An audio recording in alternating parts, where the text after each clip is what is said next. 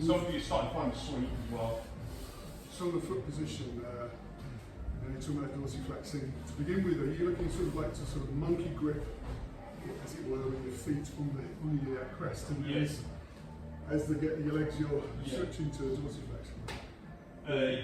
Yeah, but basically, I mean, I would try and keep that. I would try to keep. You don't be attached, right? But you're always trying to keep the ball. Imagine you're trying to hold a tennis ball, and you imagine those hip bones. You're basically trying to get on those hip bones with the middle of your foot and stamp those hip bones down into the heels.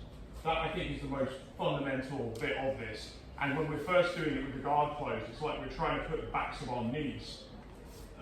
It's almost like you're trying to load the hips, but it's almost like you're using the backs of the knees to the sitting bones to put this.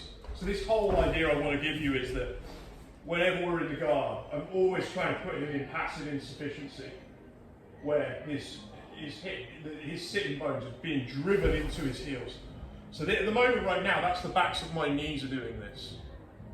Yeah, I can actually put even more weight on, and notice how I'm knocking him over. So like this is actually what you kind of want, even if there's strikes involved here, before I can grab hold of him, I want to start making him put his hand to the mat, pulling him in. Yeah, now there's no hits, then I think about where am I open right now? He's going to struggle to hit me with this, he can hit me with this. So I start bringing this in front.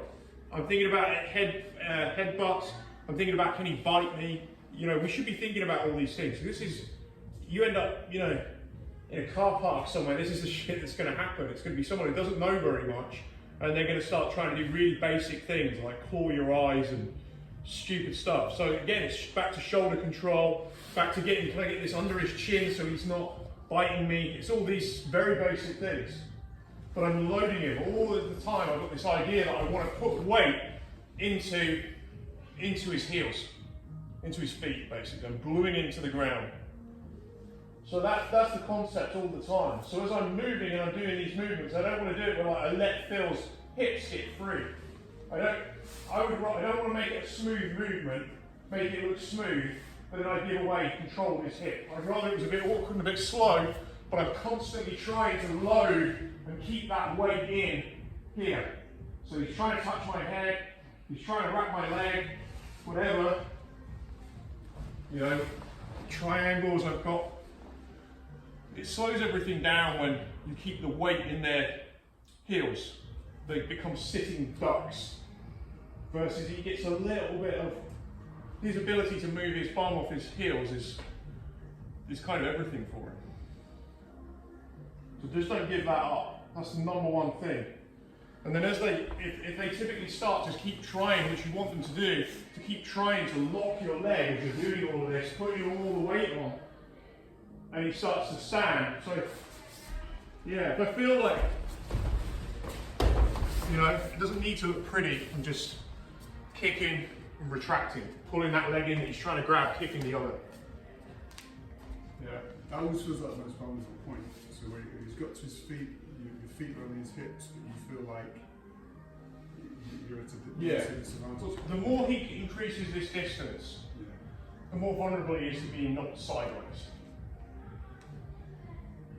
It's much harder for me to sweep him, to knock him over when he's here. It's very hard to sweep people when they're here. It's not impossible, it's very hard. Because, like, they're in base. So then what I'm saying is when they get like this, you recognise that the weakness is actually downward pressure. You don't want to try and take them side to side here. You want to push down. So they can't get back up. You're making them do a horrible squat, so every time they want to move, they have to do a squat.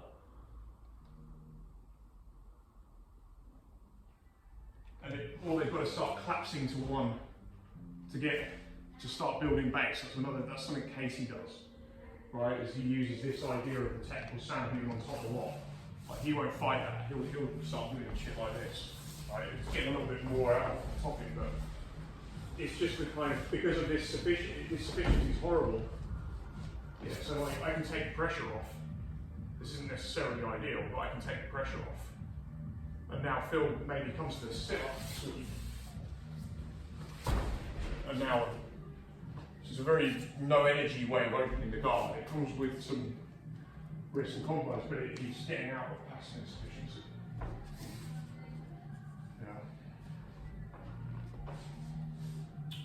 Anything else on that?